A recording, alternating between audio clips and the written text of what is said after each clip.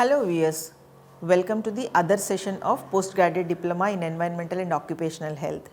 Today we are going to discuss about in agricultural sector. So in agricultural sector so far we have studied so many things in what type of agricultural equipment and what type of agricultural technology we are dealing with. Today we are going to discuss about manures as well as biofertilizers.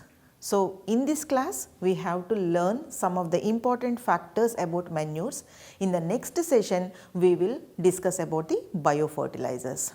I am Professor Rupini. I would like to bring some of the important factors of the manures which are important component in the agricultural industry. Everyone experiences and know about plants require a number of soil nutrients like nitrogen, phosphorus and sulfur for their growth. But soil nutrients levels they can decrease over time because of so many factors. When crop plants are harvested, as nutrients are not returned to the soil back.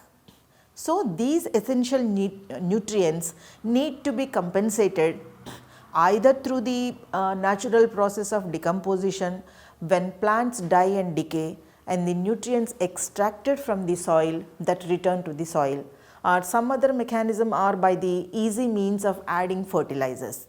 So, fertilizers maybe there are so many types of fertilizers are there. So, what are fertilizers? Fertilizers are substances which are used to add nutrients to the soil to promote soil fertility, and also it increases the plant growth. So, today fertilizer has become essential factor as well as the important criteria to modern agriculture to feed the growing population. So, use of fertilizers, especially we can say that the chemical fertilizers or the synthetic fertilizers that have brought in maybe blessing, we can say that, to the humankind. So, that helped to contain the hunger as well as death in different corners of the world, and also it may increase the crop yield. So, these chemical fertilizers, what it will do? It will increase the crop production, and also their overuse definitely has a adverse effect on the soil, like hardening of the soil or the decreasing in the fertility, and also sometimes it strengthens the pesticides. So, these all these things will pollute the air, water and also the release of greenhouse gases, and in turn it bringing the hazards to the human health and the environment as well. So, it has already been proved how a chemical fertilizer pose serious challenges to the agricultural growth as well as the balanced and sustainable growth. So, scientists on the basis of their research, they are seen in favor of organic fertilizers as the best solution to avoid soil pollution and also the general environmental pollution by the pesticides or the fertilizers. And also it is a threat to the general environment and also the life which is caused by the overuse of chemical fertilizers. Definitely it will decrease the quality of soil. So, the salt content is one of the most critical characteristics of chemical fertilizers. So, what the salt content will do? It will expected to be harmful to agriculture in the long run because the salts are harmful for plants as well as the soil also. That means everything should be in a limit, that whatever it is the value. So, the continuous use of these chemical fertilizers that depletes essential soil nutrients and also minerals which are naturally found in the fertile soil. So, when we use the chemical fertilizers, what they will do? They do not help to replenish the soil nutrients again, and its fertility definitely to the replenish only nitrogen as well as potassium and phosphorus. So, it will not replenish all these natural micronutrients. So, and we know that phosphorus does not dissolve in water, and its overuse definitely cause the hardening of the soil.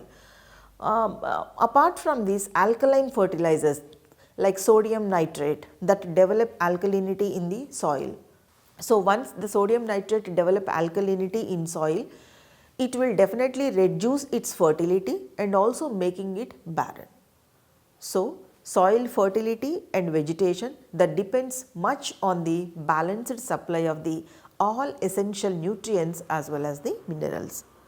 So, the overuse of specific nutrients that definitely cause the imbalance in the supply of soil nutrients and further resulting in soil degradation and the loss of equilibrium of a stable soil.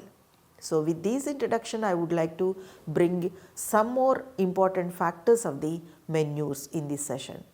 So, what are manures? So, manures are organic in nature, plant or animal origin, and also they contain the organic matter in large proportion and also the plant nutrients in small quantities and used to improve the soil productivity by correcting the soil physical, chemical and biological properties.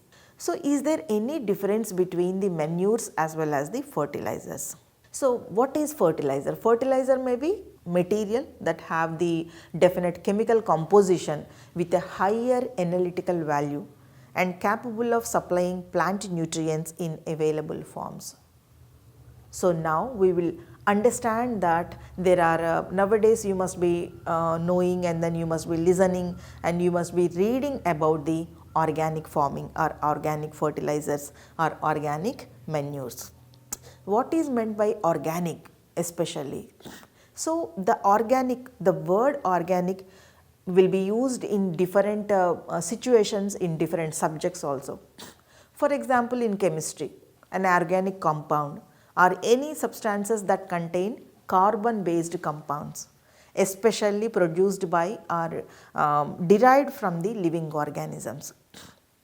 If you will see the agricultural meaning, an organic food, organic fertilizer, or if suppose if it is an organic compound, organic product. So, that means any food that is originally grown, that is grown without using or applying synthetic pesticides or synthetic fungicides or inorganic fertilizers or preservatives like that. So, if you will see the meaning of organic in biology, that is pertaining to, derived from or similar to an organ of a body like this. So, we will see that what type of organic manures are available and then what are their benefits. So, manures are what we have understood so far. Manures are plant and animal waste which are used as a source of plant nutrients. What they will do? They will release nutrients after their decomposition. So, the collection and using of these waste from animal as well as human or vegetable sources for improving crop productivity is an old agricultural practices. But manures are the organic materials that derived from animal, human and plant residues that contain plant nutrients in complex organic forms. So, naturally occurring or synthetic chemicals, they contain plant nutrients, they are also known as the fertilizers. So, manures with low nutrient content per unit quantity, they have longer residual effect apart from improving soil physical properties when compared to the fertilizer with high nutrient content. So, what are the major sources of the manures? So, there are number of natural sources are there, that is a cattle shed waste, dung or the cattle urine and slurry from biogas plants. And if we will consider the human habitation wastes, that is human urine or otherwise town refuse or sewage, sludge, as well as the some other garbage, that is a biological garbage, we can say that, and poultry and then droppings of the sheep as well as goat. And if you will consider the slaughterhouse waste, bone meal, meat meal, blood meal or horn and hoof meal or fish waste, these are also used as a manures. And some byproducts of agro industries, oil cakes are there, bagasse and press mud, fruit and vegetable processing waste like this. And crop waste are also used as a manures like sugarcane trash and also stubbles and other related materials, and weeds and also water hyacinth and tank silt and all silt, tank silt And also green manure crops and green leaf manuring materials, these are also used as the manures. So, the manures are, they can also grouped into the bulky organic manures or concentrated organic manures based on the concentration of the nutrients or the nutrient quality. If you will see the bulky organic manures, the name itself indicates that it contains the larger quantity, applied in a larger quantities, but they contain small percentage of nutrients. And some other manures are also considered under the bulky organic manures. Farmyard manures are there, compost and green manures are the most important and widely used the bulky organic manures. So, what are these bulky uses of the bulky organic manures? What they will do? They supply plant nutrients like micronutrients, and also they improve the soil physical properties like structure, water holding capacity, and also they increase the availability of the nutrients, and also the carbon dioxide released during the decomposition of any of the process of the decomposition as carbon dioxide fertilizer, and also the plant parasitic nematodes and also fungi, they are controlled to some extent by the altering the balance of the microorganism in the soil.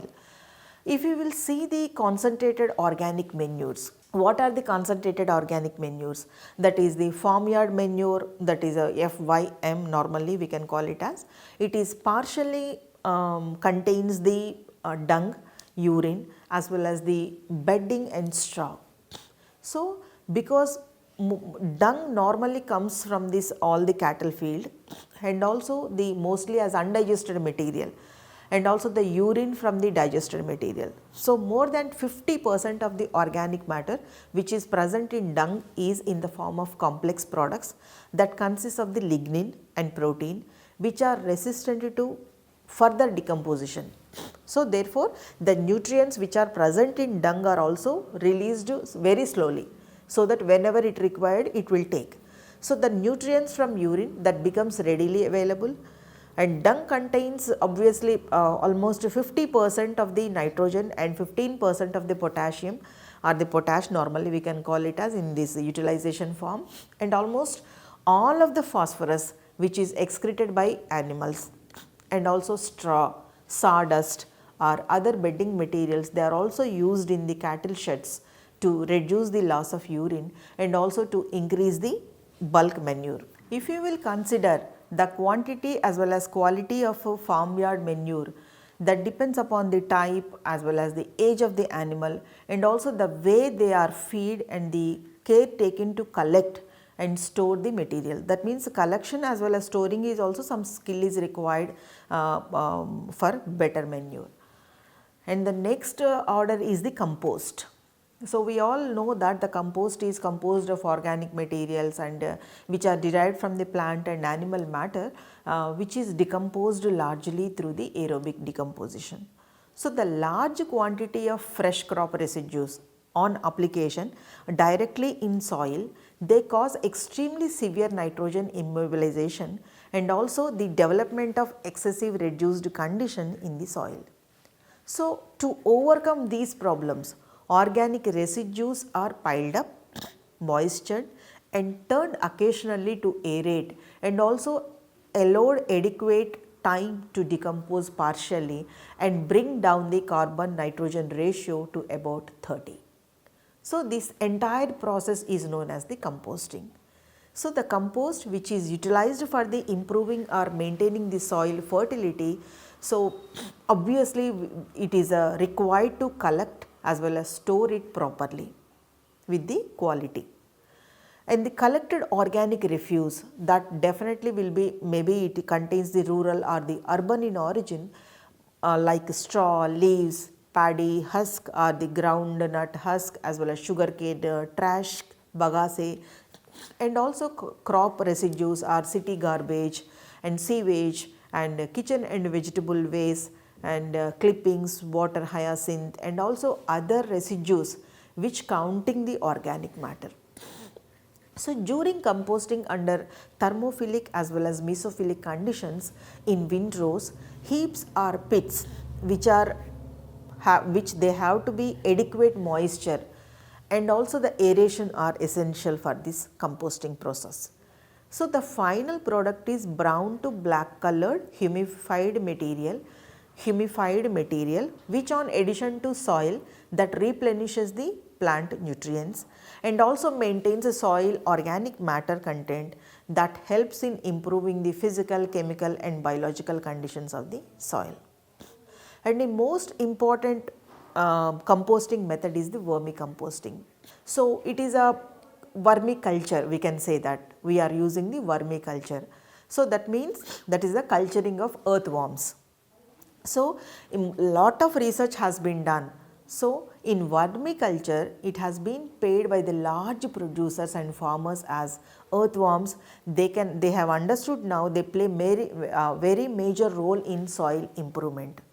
So, the organic matter decomposition and also it enhances the quality of agricultural produce. So, vermicomposting is applied for composting various non-toxic organic solids and also liquid waste which are available from the cities, dairy farms, sugar as well as the distillery units from the industry, pulp and paper mills and also tanneries and fermentation industries and food processing units. So, what these earthworms will do? So, how we can use these earthworms for the vermicomposting. So, these earthworms are used as the biodegraders for composting like refuse after the thermophilic activities have been subsided. So, in vegetable and plantation crops and also where the mulching procedure occurs, that with organic debris is a common practice. So, application of this vermicastings at the rate of 5 tons per hectare as the first layer is highly recommended. So, vermicastings consist of excreta of earthworms and also the cocoons which are released by them are rich in organic matter and plant nutrients. It is very surprising and it is very natural also. So, in the presence of vermicast, the decay of organic refuses and the formation of compost is accelerated. The process that could be not at all interrupted by the addition of dung and other organic waste at regular intervals to serve as food sources for the earthworms. If we will see the advantages of this vermicomposting, whatever we have discussed previously, the first one is organic waste are broken down and fragmented rapidly, that means in a quick succession, and also through the earthworms that results in the stable non-toxic materials which are potentially high economic value. They are used as a soil conditioners or sometimes it is used as a soil fertilizers in agriculture and horticultural practices. So, this with composting process, the vermicomposting that provides a reduction in waste bulk density, and also as an aerobic process, this composting leads to nitrogen mineralization. So, especially in this vermicomposting, the earthworms increases as well as accelerates the nitrogen mineralization rate, that is also one of the biggest advantage. So, the humification process is greater and also faster during the vermicomposting method, and also if we will consider a decrease in fulvic acid carbon and fulvic acid carbon and also increase in the percentage of humic acid carbon which are observed in the vermicompost. The humic substances that show an increase of 40 to 60%, it was very high than the value additionally obtained through composting process. And vermicomposting also brings down the availability of heavy metals when compared to the normal composting. And another advantage we can see that the hormone like compounds, that is the auxins, which are accelerate the plant growth, and higher percentage of germination that have been recorded with the vermicompost than with the compost. And another advantage is the chemical analysis of vermicompost and compost have shown slightly lower pH value for vermicompost and slightly higher nutrient concentration, particularly of the nitrogen. So, it is very common for vermicompost to have very low concentrations of ammonia, nitrogen, and also very high concentration of nitrate nitrogen.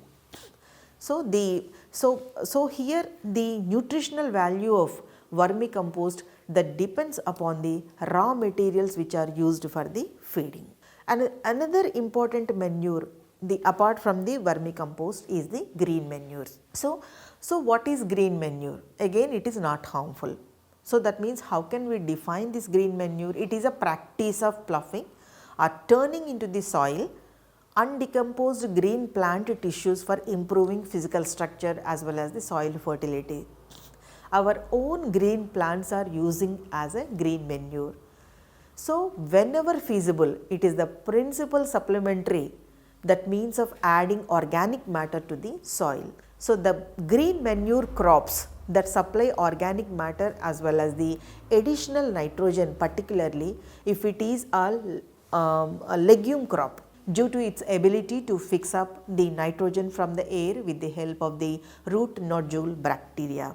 So the green manure crops, they also exercise to protect action against the erosion as well as the leaching of the soil. So green manure is to be incorporated in soil before the flowering stage because they are grown for their green leafy materials. So that time they are high in nutrients and also protects the soil. So green manures will not break down into the soil so quickly, but gradually, slowly, and some nutrients to the soil for the next crop. So we will see the advantages now. What are the advantages of the green manures? So the usage of the leaf greeny manure is advantageous both crops as well as the soil, because they decompose rapidly and it is easy to retain the organic matter in the soil, and they improve both physical and chemical properties of the soil.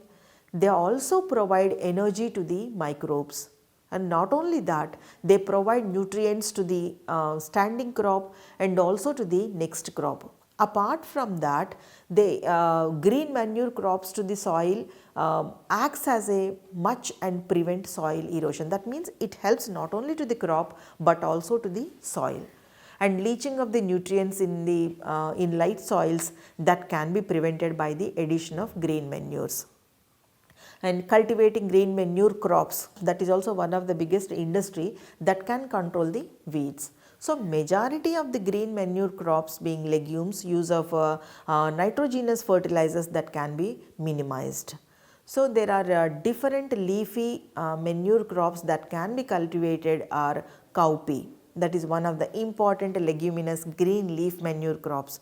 We must have seen so many times this cowpea plant, and this plant is easily decomposable and also very well suited for the green manure purpose.